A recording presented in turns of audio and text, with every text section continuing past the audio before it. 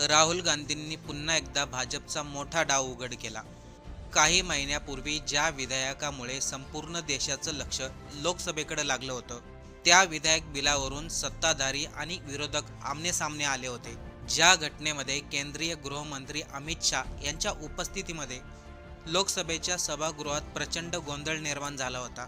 त्यानंतर देशभरामध्ये जे video viral झाले होते, त्याच विधेयकाबद्दल राहुल गांधींनी एक धक्कादायक सत्य सांगितले. आता प्रत्येक एक मुद्दा महत्त्वाचा आहे, त्यामुळे सर्वांनी लक्ष देऊन ऐका. व्हिडिओला सुरुवात करण्याअगोदर चॅनलवरती नवीन असाल तर सबस्क्राईब करायला विसरू नका आणि फेसबुकवरती हा व्हिडिओ पाहत असाल तर तिथे फॉलो नक्की करा. 20 जुलैपासून लोकसभेचं पावसाळी अधिवेशन सुरू होणार आहे.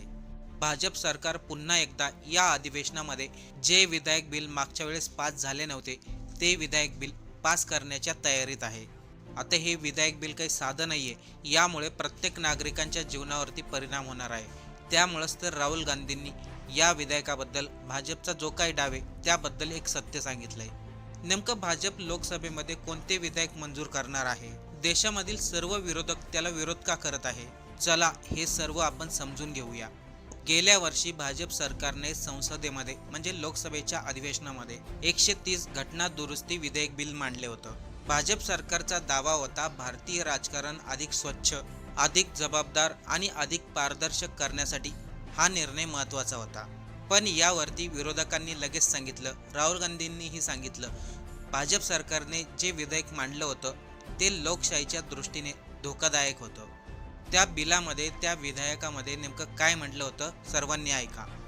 भाजप सरकारने जे विधेयक मांडलं होतं त्या विधेयकामधील सर्वात मोठी आणि सर्वात वादग्रस्त बाजू ही होती, कोणताही मुख्यमंत्री किंवा पंतप्रधान एखाद्या गुन्हेगारी प्रकरणामध्ये सलग 30 दिवस तुरुंगामध्ये किंवा न्यायालयीन कोठडीमध्ये राहिला तर 31व्या दिवशी त्या मुख्यमंत्र्याचं किंवा पंतप्रधानाचं पद आपोआप धोक्यामध्ये येईल, म्हणजे तो त्या पदावरून हटवला जाईल. यासाठी कोणतेही नवीन नियम लागणार नाहीत, कोणत्याही राजीनाम्याची गरज पडणार नाही. म्हणजे 31 दिवस पूर्ण झाल्यानंतर मुख्यमंत्री पदावरती दुसरा व्यक्ती बसवला जाईल. आता या पाठीमागं भाजप सरकारने कारण काय सांगितलं, सामान्य सरकारी कर्मचाऱ्यांवर, अधिकाऱ्यांवर आणि सार्वजनिक पदावरती असलेल्या व्यक्तींवरती अशी जबाबदारी निश्चित केली जाईल. त्याच पद्धतीची जबाबदारी देशातील सर्वोच्च पदावरती असलेल्या व्यक्तींवरती देखील असली पाहिजे. राजकारणामध्ये स्वच्छता आणण्यासाठी, कठोर निर्णय घेण्यासाठी अशा प्रकारचं बिल पास होणं गरजेचं आहे, असा भाजप सरकारचा दावा होता. मात्र राहुल गांधींनी याचा पूर्णपणे विरोध केला. त्यांनी बोलताना हे सांगितलं, एकीकडे तुम्ही खासदार आमदार फोडतायत, पक्ष फोडतायत आणि दुसरीकडे म्हणतायत एखादा मुख्यमंत्री किंवा पंतप्रधान 30 दिवस जेलमध्ये असला किंवा 30 दिवस त्याच्यावरती न्यायालयीन खटला चालला तर त्याचं ते पद आपोआप रद्द होईल. यावरती राहुल गांधी म्हणतात, हे विधेयक फक्त भाजप सरकारच्याच फायद्यासाठी आहे, यामध्ये कोणत्याही विरोधी पक्षाचा फायदा होणार नाही. विरोधी पक्षाच्या सरकारांना जागेवरती आणण्यासाठी हा पर्याय वापरला जाऊ शकतो. यावरती राहुल गांधी म्हणतात, देशामधील ईडी असो, सीबीआय असो, सर्व काही गोष्टीचा वापर राजकारणासाठी केला जातोय. अशा परिस्थितीमध्ये एखाद्या मुख्यमंत्र्याच्या पाठीमागे ईडी आणि सीबीआय लावायची, त्यानंतर त्या मुख्यमंत्र्याला 30 दिवस जेलमध्ये ठेवायचं आणि नंतर त्या मुख्यमंत्र्याची खुर्ची काढून घ्यायची, हे सरकारसाठी अत्यंत सोपं आहे. आणि विशेष म्हणजे सरकार सत्तेमध्ये, सर्व यंत्रणा त्यांच्या हातामध्ये, या गोष्टीचा वापर ते विरोधी पक्षांच्या मुख्यमंत्र्यावरती सहजपणे करू शकतात. याच दरम्यान विरोधकांनी संसदेमध्ये एक मुद्दा सारखा उपस्थित केला. निवडणुकीच्या तोंडावर जर राज्यामध्ये विरोधी पक्षाचं सरकार असेल तर अशा वेळेस सरकार विरोधी पक्षाच्या मुख्यमंत्र्यावरती सहजपणे कारवाई करतील. या चर्चेमध्ये राहुल गांधींनी आणखीन एक उदाहरण दिलं. आपल्याला सर्वांनाच माहिती आहे, दिल्लीचे मुख्यमंत्री अगोदर कोण होते, अरविंद केजरीवाल. त्यांना मद्य प्रकरणामध्ये जेलमध्ये टाकण्यात आलं. त्याचप्रमाणे हेमंत सोरने यांना देखील निवडणुकीच्या काळामध्ये जेलमध्ये टाकण्यात आलं. त्यानंतर ते बाहेर आले, झारखंडमधून त्यांनी निवडणूक लढवली आणि पुन्हा ते मुख्यमंत्री झाले. जर अशा टायमाला भाजप सरकारचं हे विधेयक पास झालेलं असतं तर पुन्हा ते मुख्यमंत्र्यांवरती कारवाई करून 30 दिवस त्यांना जेलमध्ये ठेवून त्यांचं मुख्यमंत्रीपद रद्द केलं असतं. या कारणामुळे लोकसभेमध्ये वातावरण चांगलंच तापलं होतं. सत्ताधारी पक्षांनी हे विधेयक पुढे नेण्याचा प्रयत्न केला, पण राहुल गांधी असो किंवा विरोधी पक्ष असो, यांनी सर्वांनी या गोष्टीचा विरोध केला.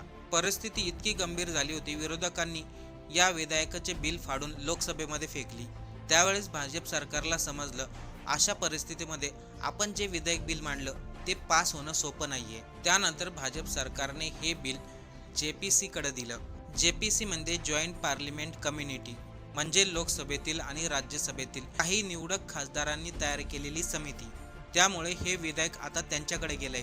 लोकसभेतील खासदारांची त्याच्यावरती चर्चा सुरू आहे. विरोधी पक्षांनी राहुल गांधींनी आपली भूमिका स्पष्ट मांडली आहे. हे विधेयक फक्त भाजप सरकारच्या फायद्यासाठी आहे, याच्यातून कोणालाही फायदा होणार नाही. आता या विधेयकाचा अहवाल JPC 20 जुलैला लोकसभेमध्ये सादर करणार आहे. राहुल गांधींचं असं म्हणणं आहे, हे विधेयक बिल जर पास झालं तर याचा सर्वात जास्त फायदा भाजप दुसऱ्या मुख्यमंत्र्यांवरती करू शकतो. जसं की विरोधी पक्षाचा मुख्यमंत्री असला तर त्याच्या पाठीमागे ED CBI लावायची, त्यानंतर त्या मुख्यमंत्र्याला 30 दिवस जेलमध्ये ठेवायचं आणि 31व्या दिवशी त्याचं मुख्यमंत्रीपद आपोआप रद्द होत आहे. आता हे बिल पास होत आहे की नाही हे आपल्याला अधिवेशन चालू झाल्यानंतरच समजेल. पण सांगितलं जातंय या लोकसभेच्या अधिवेशनामध्ये भाजप सरकार आणखीन एक विधेयक बिल पास करण्याच्या तयारीत आहे. ते म्हणजे महिला आरक्षण बिल आणि डिलिमिटेशन बिल, म्हणजे मतदारसंघाची पुनर्रचना आणि महिला आरक्षणाचं बिल. मागच्या वेळेस ते बिल पास झालं नव्हतं कारण की विरोधकांनी त्याला विरोध केला होता, कारण की ते बिल पास करायला 2/3 आकडा लागतो.